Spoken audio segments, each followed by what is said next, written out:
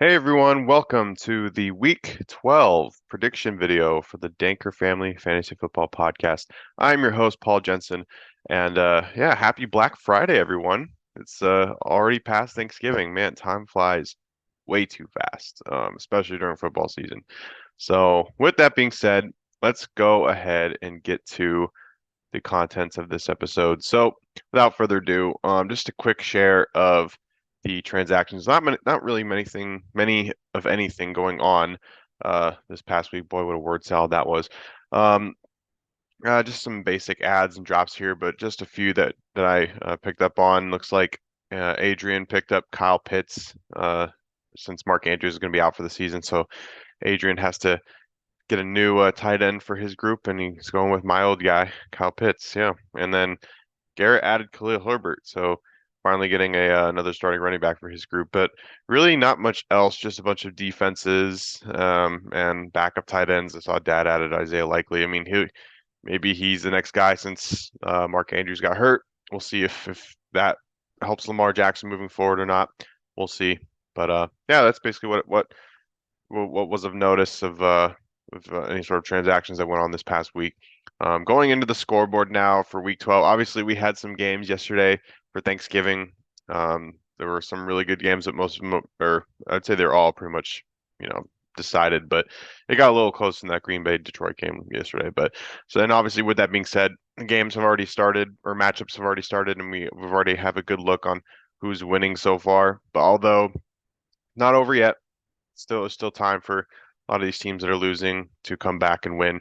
And at the end of this video, I'm going to go over the playoff scenario. So all the different, clinching scenarios, all the different like who's cheering for who and all that sort of stuff. So let's go ahead and get right into it. First matchup is Joan versus myself.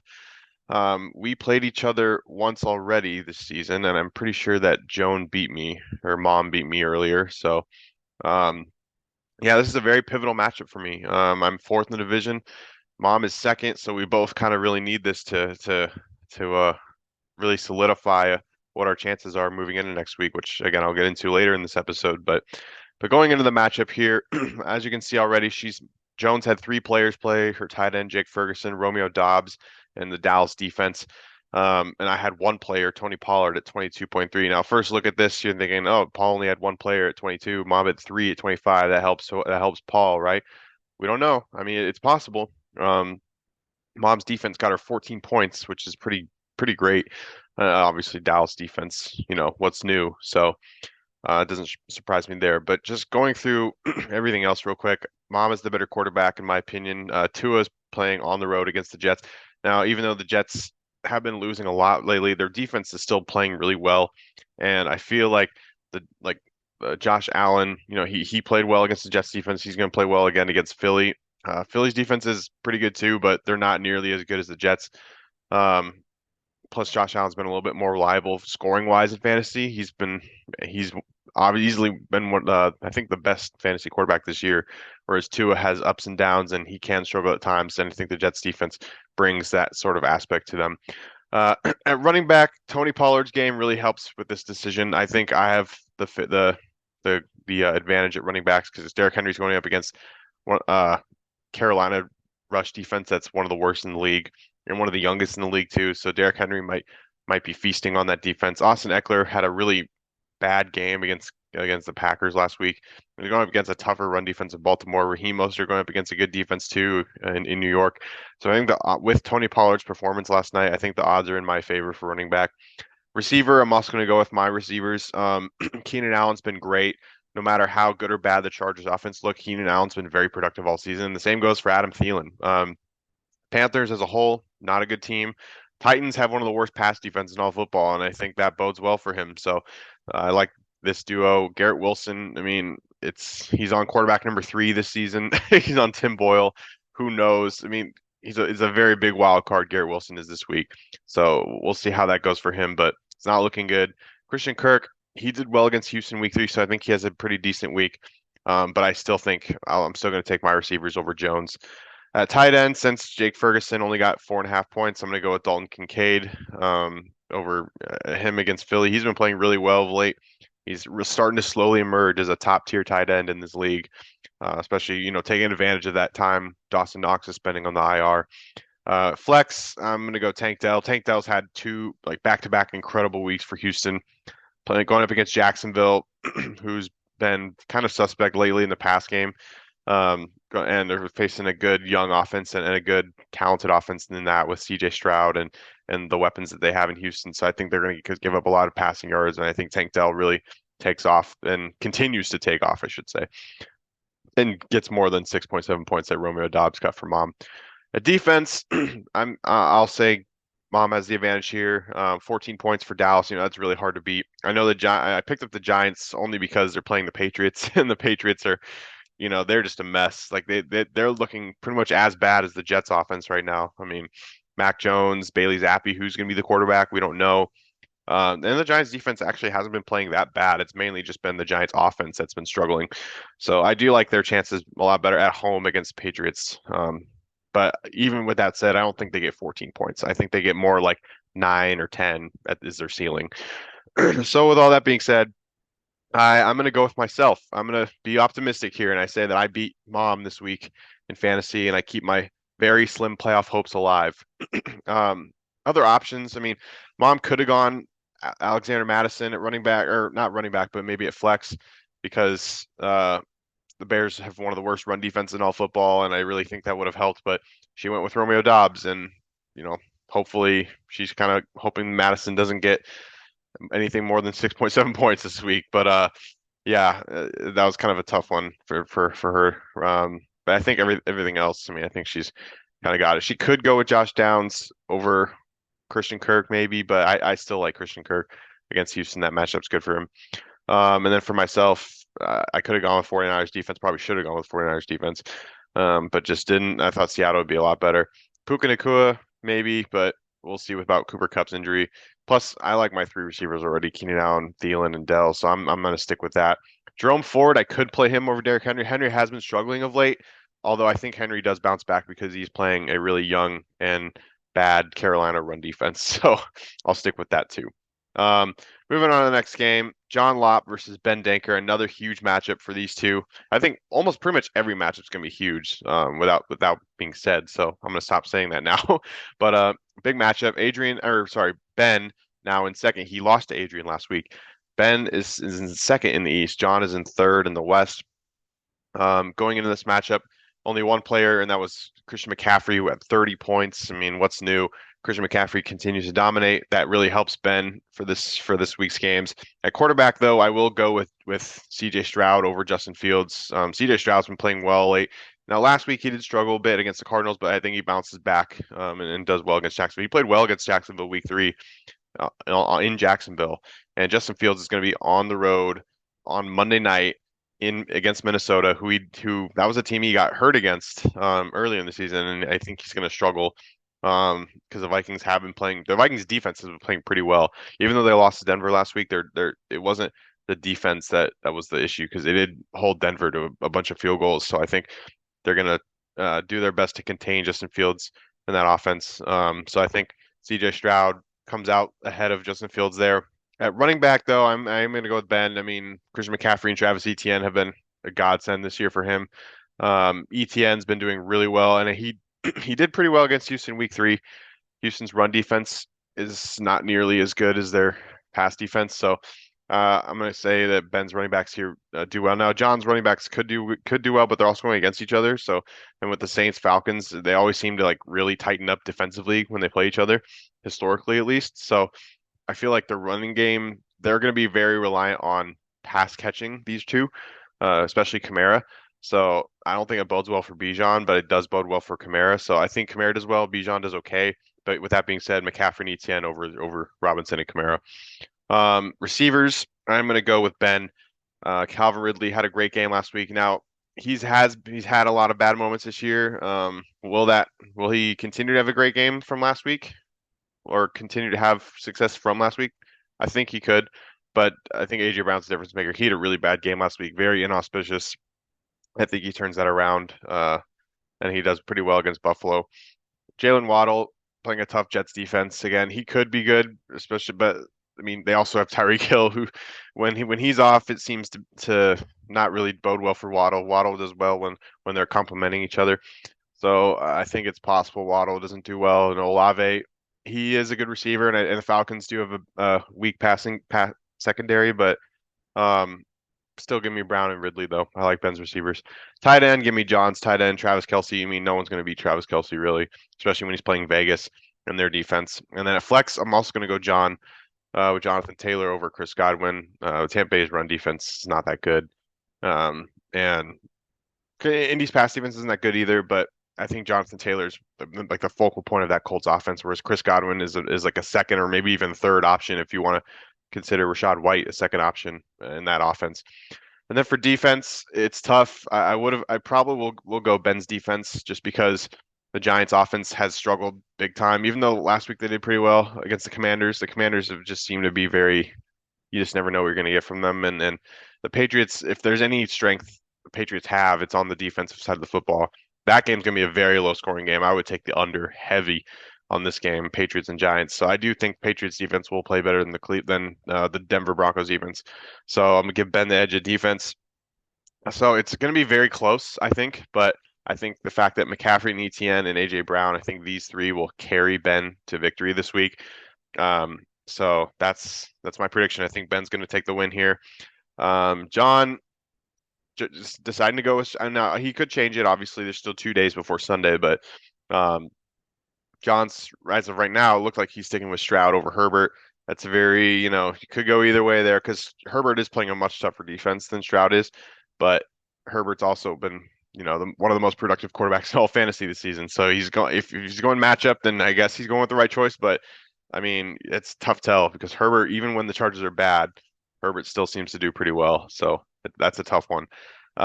Jordan Addison, I would have figured maybe he get playing time over Waddle just because Waddle's the number 2 receiver, Addison's number 1 receiver going up against a really bad Bears defense. So, but I understand it, right? Waddle's projected to get more, and Waddle has games where he can go off too, especially if the Jets focus on Tyreek Hill and try to stop him, then that opens things up for Waddle. So you could go either way there.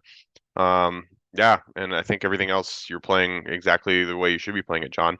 Good job. And then for Ben, he really doesn't have many other options. He could go Amari Cooper, but he doesn't really do well without Deshaun Watson so far this season. So it might be a good decision for him to bench him. AJ Dillon got 11 points, so maybe he would have been a little bit more reliable at flex instead of Chris Godwin, but that's just my opinion. Who knows? Chris Godwin still might be able to have a good game against the Colts, though. And then Cole Kmet, David Njoku, I think that one could go either way. It's tough. Njoku's been playing better of late, so I think he's playing it safe there. And then he is going with Fields over Dobbs, it looks like, which I don't know. It's tough. I mean, Dobbs has been playing okay lately. Fields had a great game last week against Detroit, so maybe that's why he's going for Justin Fields. So yeah. Third matchup of the week, Carey versus Nels. So father-daughter matchup, just like we had a mother-son over here. This was huge. Obviously, they're both tied for second. It says Carey is third, but Nels is fourth, but they're really just tied. They have the same record. So whoever wins this game will definitely have a huge advantage moving forward in their division. Carey had 5 players play already. So Dak, Jameer, Amon-Ra St. Brown, Logan Thomas, and Seattle's defense. Dak did really well, 32.24 points. He's been playing amazing of late. So I really think that was a huge pickup for Carey, especially since when Kirk Cousins went down, I'm surprised Dak was still available by then. That's pretty great pickup for her. Jahmyr Gibbs, I mean, he kind of underperformed. He could have done a lot better against Green Bay. I expected him to do, but I think Green Bay is starting to, their defense is starting to do a little bit better against the run game. Still not the great, but like last, Eckler didn't do well against them, and now Jahmyr Gibbs only got 11, so it's possible. Amon-Ra St. Brown did really well though. Thomas did not. It's tough with Logan Thomas because he's kind of just a guy at tight end. And Seattle's defense, that was a little bit of a surprising play. San Francisco's got great offense, but they did get 7 points, and they did score a defensive touchdown too. So hey, it could work out. And then for Nels, he hasn't had anyone play yet, so he's still got his whole roster, but he did have Deebo Samuel on his bench who got 22.4 points. So that does hurt. If Cooper Kupp can't go, if he's not healthy, then that's really going to sting for Nels. So we'll see how it goes. But at quarterback, even though Lamar Jackson hasn't played yet, I still think Kerry has the edge at quarterback since Dak already got 32 points. It's going to be very tough for Lamar to get 32. He has done it in the past, but he's on the road against the Chargers defense, who's they're going to be hungry for a win after losing two in a row, and two close games too. So yeah, I think Dak has the edge there. At running backs, this is going to be a little bit of a shock, but I actually think Nels has the edge at running backs just because Jahmyr Gibbs struggled against Green Bay. If Jahmyr Gibbs had a typical Jahmyr Gibbs game, I think Carey's running backs would have been better. But since he had a down week, I think Saquon goes off. He always does. No matter how bad the Giants seem to be, Saquon's always the one main consistent factor. So I like him. And then Javonte Williams, I think he does pretty well against Cleveland. Now, not running the ball, not so much, but utilizing the screen game, like he'll be very active in the passing game for Denver because Cleveland's secondary is actually a lot better than people think, and they're just going to try to shut down the Denver receivers and Judy and Sutton. So I like Williams in that. Brees Hall will do well, but I like these two over these two for this week. So give me Dad's running backs. Wide receiver, I'm actually going to go carries receivers since Amon-Ra hit 18. DJ Moore, he's been playing really well lately, and I think he does well against the Vikings defense. The Bears offense looked pretty good last week against Detroit. I think they do pretty okay against Minnesota. Devontae Adams going up against Chiefs. The Chiefs defense has been surprisingly pretty well. They shut down AJ Brown, and I think that continues. They find a way to shut down Devontae. Michael Pittman, he's been very consistent, and he's a guy that he's got a very high floor, it seems. So he's always going to give you around like the 13 to 15 or 16 point range at minimum. So I like that for Nels. But with that being said, though, I'm going to give Amon-Ra and DJ Moore the edge over Michael Pittman and Devontae Adams. So Carey's receivers got me there. For tight end, since Carey's already got 3.5, I'm going to give it to Nels. Taysom Hill can easily get that. At flex, it's very huge here because if Cooper Kupp is healthy, then I'm going to go with Cooper Kupp. But if he's not, then I might have no choice but to go with Carey's choice at Marquise Brown. It really does stink for Nels that he didn't start Debo because that would have been huge. But yeah, I mean Cooper Kupp, whenever he's healthy and he's with Stafford, he usually does well. He got hurt last week against Seattle, so that really didn't help. So if he can stay healthy, I like him, but we'll see how that matchup goes. I still think the Dolphins defense does better than Seattle's defense since they're playing the Jets and they're playing basically a third string quarterback at this point, and the Jets offense has been struggling all season. So I'll go with Miami's defense there. With that all being said, so I like Nelson a little bit more at running backs, tight end, flex, and defense. So I think it's going to be a close game, but I think Nels pulls off the win and snaps Carey's 3-game win streak, and really helps his chances at moving forward in the playoffs. For other options, I mean, Carey could have gone with. I still think she could go with James Cook over Marquise Brown at flex. I think my personal opinion that might be a better play, but she can do whatever she wants. She has agency, I should say. Not, well, I don't know what I said there, but yeah. So that's one thing Carey could do differently. And then for Nels, he could go James Conner instead of Javonte Williams. That would be an interesting decision since he is like kind of the main, like he's a very big help in that offense for Kyler Murray. I wouldn't play Najee Harris just because he's splitting time with Jalen Warren. You never know who's going to be the better of those two. Yeah, so I think that's pretty much the only thing option-wise he's got. James Conner versus Javonte Williams in that running back slot. Or maybe if Cooper Kupp's not healthy and he doesn't play, you could also play James Conner at flex. So either way. So yeah, that's that. Moving on to the fourth matchup, Garrett versus Tom. Another father-son matchup. I think Tom, obviously, it's most likely Tom won because his only two losses were to Carey and Nels. So yeah, Tom definitely won this matchup last time. But looking at it, Garrett's had 3 players already. Jared Goff had 18 against the Packers. In DK and George Kittle both struggled in their matchup. Tom had David Montgomery, who did pretty well, 15 points, scored a touchdown. Brandon Ayuk also scored a touchdown at 13, and his kicker, Brandon Aubrey, got 9. So that's pretty good for a kicker. He got over his projected. So that definitely helps Tom. I'm just going to get this one out of the way real quick. I think Tom has the advantage in everything. Garrett did fix his running back problem, but it's not going to be enough because David Montgomery and Jalen Warren are going to get more points. In my opinion, I think they'll get more points than these two. Tyreek Hill, he's been the best wide receiver in fantasy all season, and pair that with the fact that DK Metcalf only got 6 points. Mike Evans still could go off, but even then, I think the fact that Ayuk already got double digits, Tyreek Hill, all he needs is about 15 or 16 points minimum, and his combo will be better than DK and Mike Evans. Tight end, since George Kittle only got 4.9, I think Hawkinson gets more than that against a bad Bears defense. So Hawkinson will do good there. Flex, Devontae Smith had been struggling like weeks 3 through 7, but ever since he's actually been back into it. So I like Devontae Smith more than Cortland Sutton. Cortland Sutton's going to be that's a very tough secondary in Cleveland. So I'm going to go with Devontae Smith. Defense also, Tom's got a better defense here. Even though Vikings are projected more, and they are playing the Bears, I think the Bears offense has been playing a lot better of late. And something like the Minnesota Vikings, it's kind of they're dependent on if Josh Dobbs can keep the defense on the sideline for the majority of the game, then it would help. But we just don't know yet. And I think Cleveland's defense has been just playing incredible lately. So I think Tom's got the edge of pretty much everything, and I think he's going to win this one easily. Garrett's playing it as best as he possibly can with what he has, so I'm not going to give any advice there. Um, Tom could go with Josh Jacobs over Jalen Warren if he wanted to, but Jacobs has been playing bad lately, and Kansas City's run defense has actually been pretty good. So, yeah, I think he's playing the right play. And I don't think there's anything else here he could do differently. I mean, I guess he could do the Chiefs defense against the Browns, but I still think the Browns defense is a little bit more talented than the Kansas City's. Moving on to the last game, Adrian versus Carroll. Good start for Adrian. He had two players both hit 17.3, his quarterback and CeeDee Lamb. Now CeeDee Lamb hit under his projection, which is a little shocking there. Carroll had Sam Laporta, who had 17.7. Good performance by him against Green Bay's defense. So that's that. At quarterback, Carroll's got the advantage here. Running backs, I'm also going to go Carroll because Ramondre Stevenson's playing a decently good run defense in New York, and DeAndre Swift's playing Buffalo.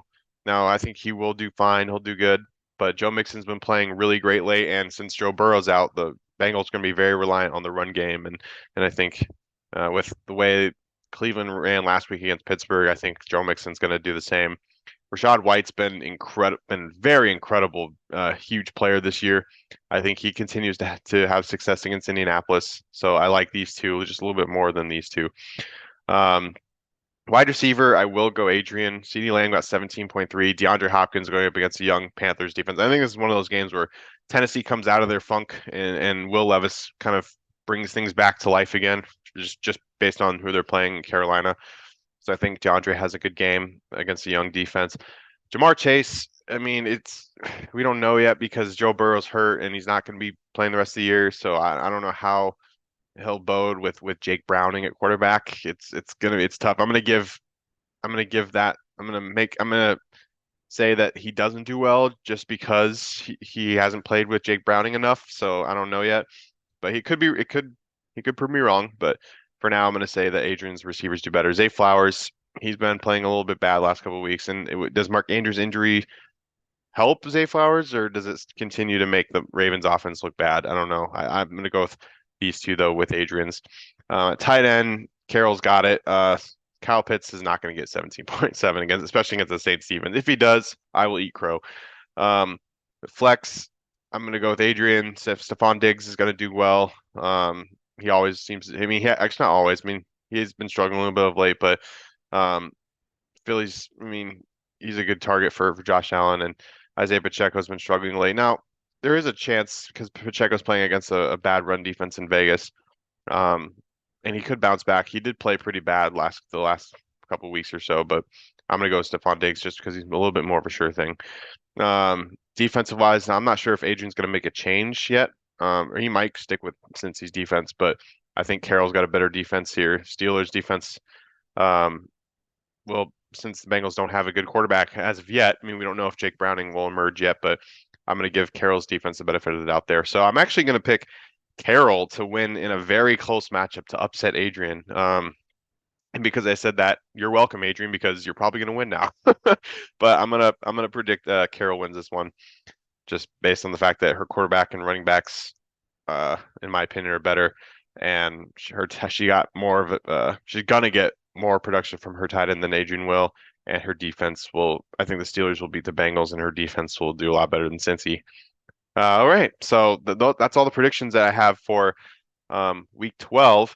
Now, one final thing before we close off this episode, just another look at the standings. One thing I did miss from last episode, Carol has been officially eliminated. And this time I can say that for sure because she has the E mark right here in the standings. She's already four back of Adrian and three back of these three.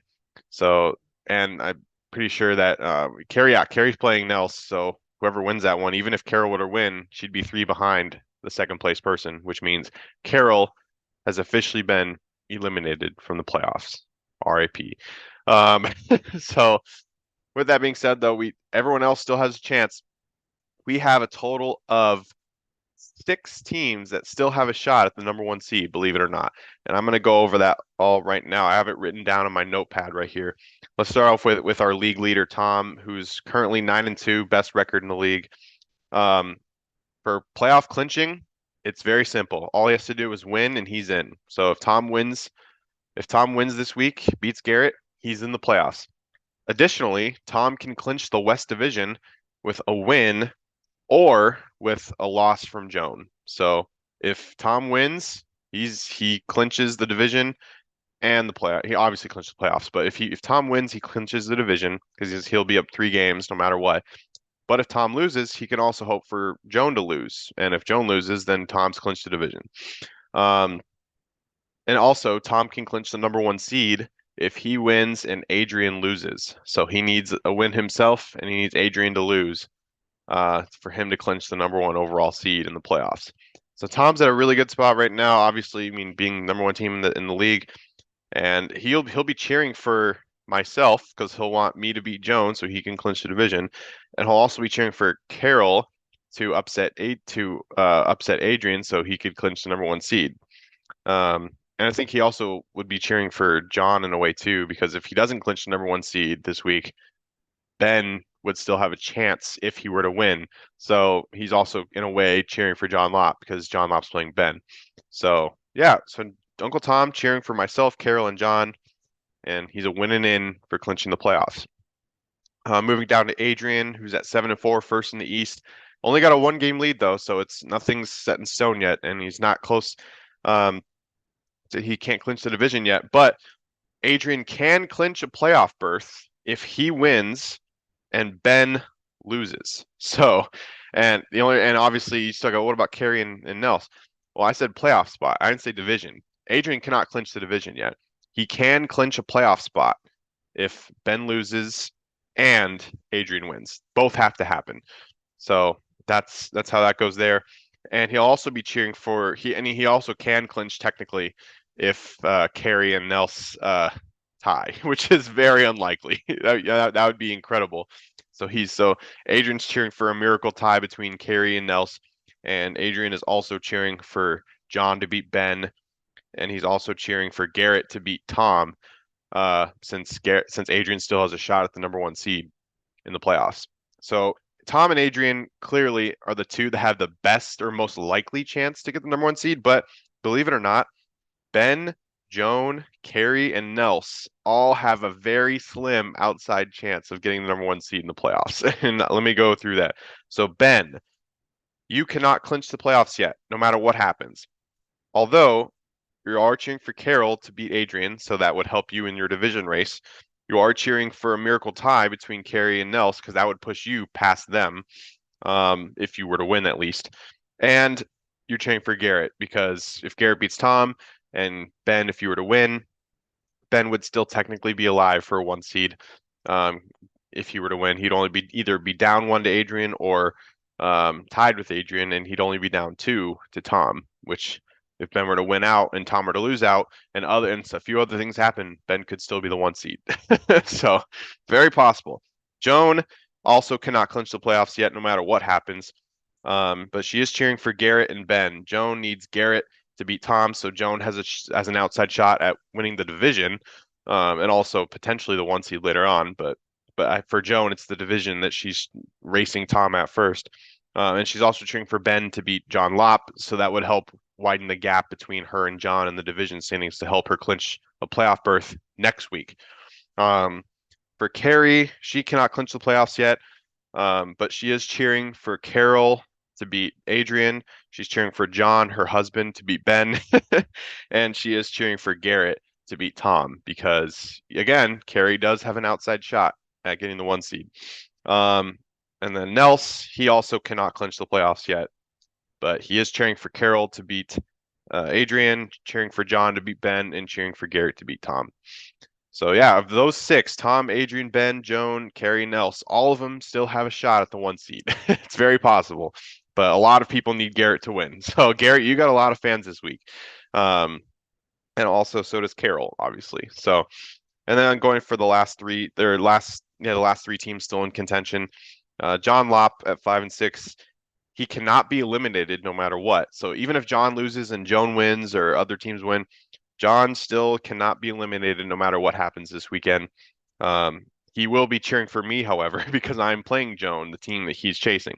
So yeah, that's pretty much it because it's the top two teams from each division that make the playoffs, if I'm not mistaken. I'm pretty sure that's correct. So yeah, so John's hope right now is to cheer for me to beat Joan, which is funny because going down to myself, I have a very slim chance of making the playoffs. Like John can't be the 1 seed, I can't be the 1 seed, Garrett can't be the 1 seed, obviously. So our only shots are barely making the playoffs. Um, however, unlike John, I can be eliminated with a loss. If I lose, I'm done. I'm out. So I'm at win out mode right now, obviously with my horrible start to the season. And I'm also cheering for Ben, which is funny because John's cheering for me. So John needs me to win in order for him to, have a better shot at that second playoff spot in the West Division. But I need Ben to beat John because if John wins, then he stays ahead of me. Where if Ben beats John, then I'd be tied with John, and that would help me more in my race for that second spot if I were to beat Joan. And then finally, the last one, Garrett. Surprisingly, he still has a very, very, very tiny chance at making the playoffs. It's possible. Just like JP and Angels in the Outfield says, it could happen. I know Mom's going to appreciate that one. So yeah, Garrett can be eliminated with either a loss or a Joan win. So if Joan beats me, not only does she eliminate me, but she would eliminate Garrett too. Even if Garrett beats Tom, if Joan wins, Garrett's out. So Garrett is going to be rooting for me. And he also can root for Ben too because he is 2 down to John. He needs to remain 2 down to John. So actually, I was a little bit, yeah, yeah.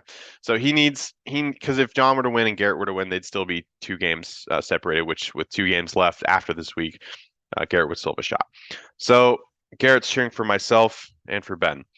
So yeah, what a crazy round of scenarios that was. So all I got from that was a lot of people will be cheering for the bottom feeders. We got a lot of people cheering for Carol, a lot of people cheering for Garrett, and quite a few cheering for me as well. So how about that? Very interesting stuff. We got 3 more matchups to go, including this weekend. So last 3 weeks of the season is going to be a very wild ride, especially with all those with 6 teams potentially having a shot at the 1 seed. It's going to be tough, but it could happen. Thank you guys for watching so much. I appreciate it. Hope you guys have a great rest of your holiday weekend. Enjoy the round of games this weekend. And yeah, and I'll see a lot of you guys a week from now because a lot of you are coming down for Tom's 70th birthday. So looking forward to that. So, all right. Have a good one, everyone. Peace.